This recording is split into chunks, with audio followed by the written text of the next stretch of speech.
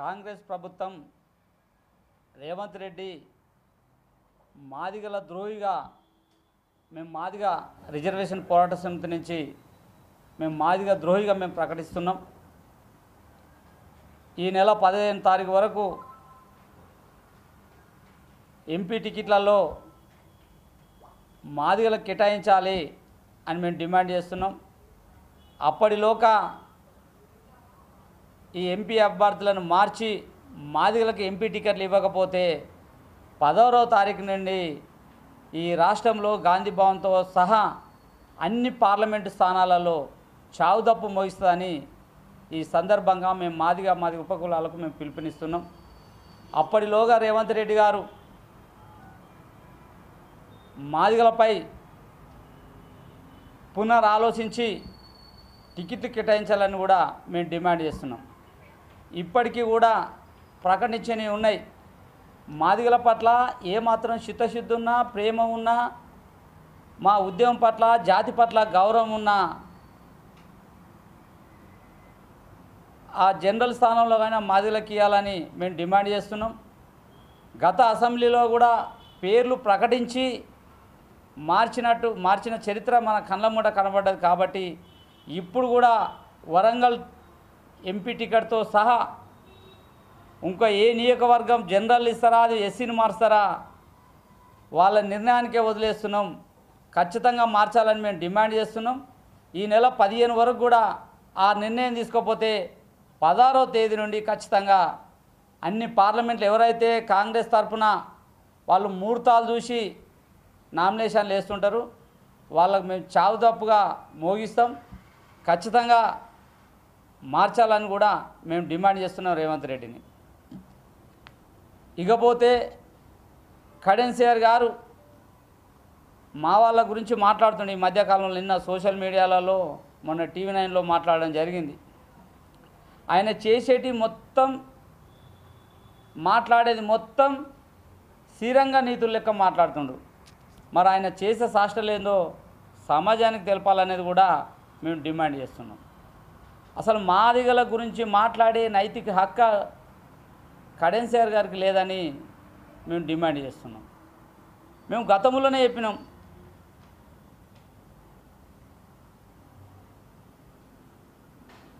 దండోర ఉద్యమానికి నేను లేకుంటే ఉద్యమం లేదన్నాడు, నేను లేకుంటే దండోర ఉద్యమం లేదన్నాడు. మరి అట్లాంటప్పుడు దండోర ఉద్యమంలో నేను లేకుంటే నేను భాగస్వామ్యమైన అన్ని రకాలుగా ఉన్నప్పుడు నేను అంబేద్కర్ వాదిగా అని మాట్లాడుతున్న సిఆర్ గారు ఫస్ట్ నీ కులంపై నువ్వు విచారణ చేసుకోకుండా నువ్వు మాట్లాడుతున్నావు. ఫస్ట్ 30 ఏళ్ళ నుంచి నువ్వు మాదిగా అన్నావు, టీఆర్ఎస్లోకి వచ్చినాక బయన్లు అన్నావు, దాని మీద నీకు క్లారిటీ లేదు. అట్లాగే అదే ప్రతిపక్షంలో రేవంత్ రెడ్డి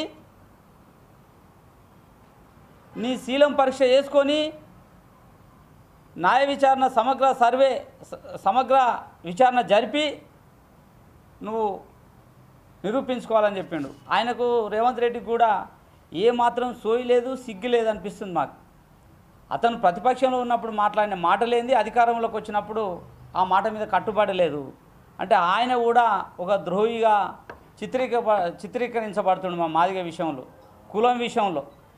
రేవంత్ రెడ్డి అన్నాడు గతంలో, నిజంగా కేసీఆర్ గారు నువ్వు మాదిగ కులాన్ని అడ్డు పెట్టుకొని వాళ్ళ ఫలాలను తీసుకుంటున్నావు, నువ్వు నిజంగా చిత్తశుద్ధి ఉంటే అసెంబ్లీలో న్యాయ విచారణకు సిద్ధంగా ఉండాలి, నీ శీల పరీక్ష చేసుకోవాలని చెప్పిండు రేవంత్ రెడ్డి.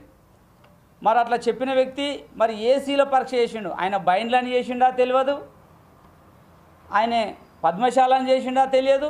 మరి ఏ రకంగా చేసుకుండో అది రేవంత్ రెడ్డి కూడా సోయలేదనేది మేము ఈ సందర్భంగా గుర్తు చేస్తున్నాం. అందుకోసము కేసీఆర్ గారికి మేము ఒక డిమాండ్ పెడుతున్నాం. నువ్వు మా రాజన్న మాట్లాడితే సంస్కారం లేదంటున్నావు, మందకృష్ణన్న మాట్లాడితే అర్హత లేదంటున్నావు. నువ్వు ఏ అర్హత ఉండి మా మాదిగల గురించి మాట్లాడుతున్నావో ఫస్ట్ నువ్వు సమాధానం చెప్పాలని మేము డిమాండ్ చేస్తున్నాం. ఏ అర్హత ఉండి నువ్వు మాట్లాడుతున్నావని మేము డిమాండ్ చేస్తున్నాం. నీ కులంపైనే నానా రకాలుగా నువ్వు పద్మశాల అంటుండు, దానిపై నిజ నిర్ధారణ ఇప్పటికి నువ్వు చెప్పలేకపోతున్నావు. మేము అడిగిన ప్రశ్నలకు సమాధానానికి నువ్వు మా గురించి మాట్లాడే హక్కు నీకెక్కడిది? నువ్వు బైన్లా అనేది కూడా నువ్వు నిరూపలేదు అని చెప్పుకుంటున్నావు. కొంతమంది పద్మశాల అంటున్నావు. నీది ఏ కులమో నీ ఆధారం బట్టి చెప్పట్లేవు. నీ కులం ఇక్కడ ఉంది, నా చుట్టాలు ఇక్కడ ఉంది, నా బలగం ఇక్కడ ఉందని నువ్వు చెప్పట్లేవు.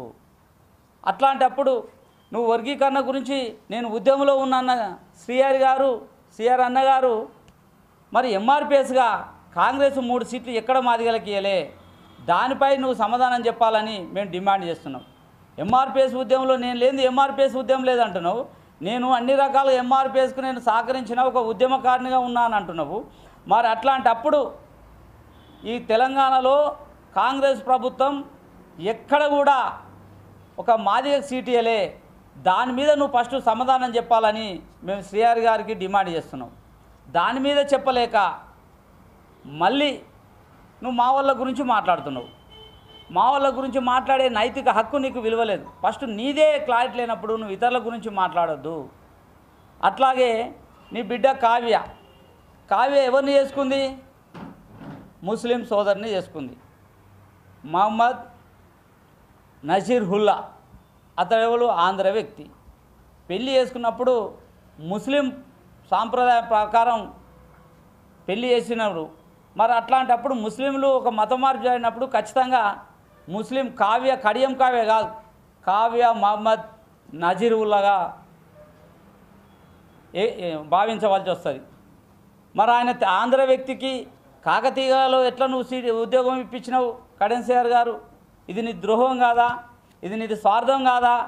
దీనిపై నువ్వు సమాధానం చెప్పు. ఇవి చెప్పకుండా ఇతరుల గురించి నేను నిజాయితీ పరుని, నేను అంబేద్కర్ వాదం అంటే ఇదే చెప్పిండా?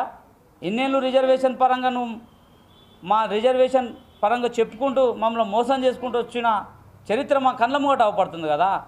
నువ్వు కావ్య గురించి నీ బిడ్డ తెలంగాణ ఉద్యమంలో ఎక్కడన్నా ఉందా? లేదు. దండోర ఉద్యమంలో ఎక్కడన్నా ఉందా? లేదు. కనీసం నీ బిడ్డ ఎవరికన్నా తెలుసా? తెలియదు. ఉద్యమ పరంగా ఎక్కడన్నా జైలుకి వెళ్ళిందా? వెళ్ళలే. మరి ఎక్కడికి వెళ్ళకుండా నీ స్వార్థ ప్రయాణాల కోసము నువ్వు నీ బిడ్డను ఒక ముస్లిమీ సోదరునికి, అది ఆంధ్ర సోదరునికి ఇచ్చి ముస్లిం సాంప్రదాయబద్ధంగా పెళ్లి చేసి మళ్ళీ దొంగచాటుగా మళ్ళీ ఎస్సీ కులాన్ని వాడుకుంటున్నావు. ఇది నీకు న్యాయమా? తగునా? నువ్వు మాట్లాడేది నీతి మాటలు మాట్లాడుతున్నావు. నువ్వు చేసే శాస్త్రలేంది? దీనిపై నువ్వు సమాధానం చెప్పాలి. ఇతరులు నీ గురించి మాట్లాడితే, పల్లా రాజపేరెడ్డి అలాంటివి మాట్లాడితే జనగాంలో నీ బట్టలు ఇప్పుతాడన్నావు. ముందు నీ బట్టలు మేము ఇప్పటికి మేము సిద్ధంగా ఉన్నావు. నువ్వు చర్చకు సిద్ధంగా ఉన్నావా?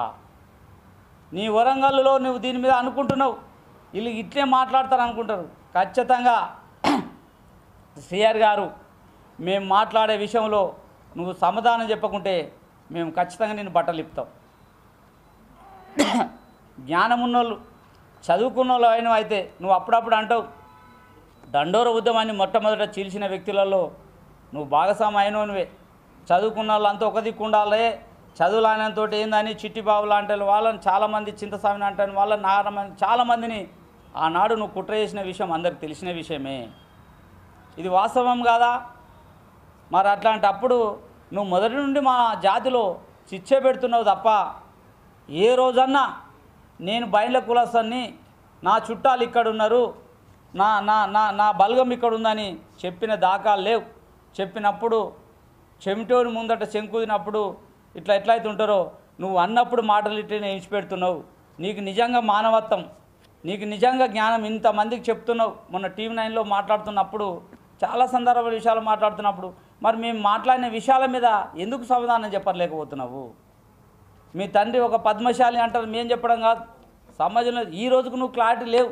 నీ బిడ్డ విషయం నీదే ఒక తప్పు నడకతో నడుస్తుంటే ఏం సంబంధం లేదు. నీ బిడ్డను తీసుకొచ్చి ఇలా ఎంపీ టికెట్ ఇప్పించుకున్నావు అంటేనే నువ్వు ఎంత ద్రోహివో మాకు స్పష్టంగా అర్థమవుతుంది. మరి అట్లాంటి కడెన్సీఆర్ గారికి మాదిగలు ఖచ్చితంగా చావు డప్పు కొట్టడానికి కూడా మేము సిద్ధంగా ఉన్నాం. ఇప్పటికైనా నువ్వు నిజాయితీ పరుడని, అంబేద్కర్ వాదమని చెప్పుకుంటున్నావు. మేము అడిగే ప్రశ్నలకు సమాధానం చెప్పాలని మేము శ్రీఆర్ అన్న గారికి డిమాండ్ చేస్తున్నాము. చెప్పలేదనుకో ఖచ్చితంగా నువ్వు ద్రోహిగానే మిగిలిపోతావు.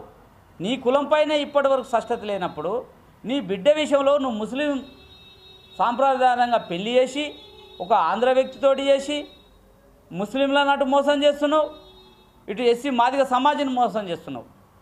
ఇది ఎంత అన్యాయమో చెప్పేటి అన్నీ శ్రీరంగ నీతులు నువ్వు చేసే శాస్త్రాలు ఎట్లున్నాయో ప్రజలకు అర్థమైతేనే ఉంది.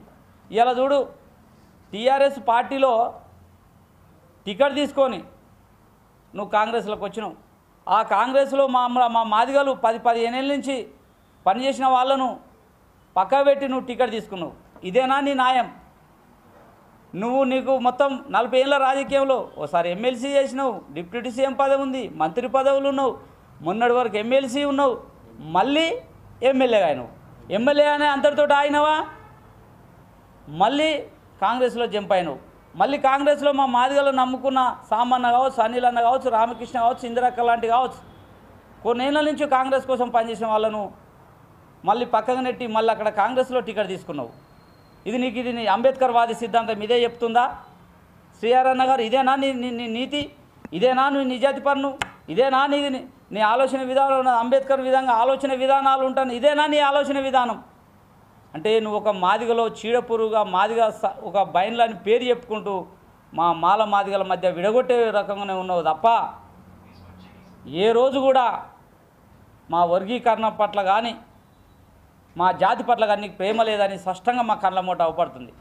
అట్లా ఉన్నోనైతే మా డిప్యూటీ సీఎం రాజే పదవి పోయినప్పుడు నువ్వు డిప్యూటీ పదవి తీసుకున్నావు, గుంజుకున్నట్టే. మొన్న ఎమ్మెల్యే పదవి ఉంటే అతనికి దక్కకుండా మళ్ళీ నువ్వు ఎమ్మెల్యే తీసుకున్నావు. అట్లానే తీసుకోకున్నాక మళ్ళీ కాంగ్రెస్లో దక్కకుండా నీ వల్లనే ఆరు రమేష్ బీజేపీలో పోయాడు, నీ వల్లనే మా పసునూరు దయాకర్ అన్న కాంగ్రెస్లోకి పోయినాడు. వీళ్ళందరూ పోయినాక కూడా మళ్ళీ నువ్వు నీ బిడ్డ కోసమే ఉన్నావు.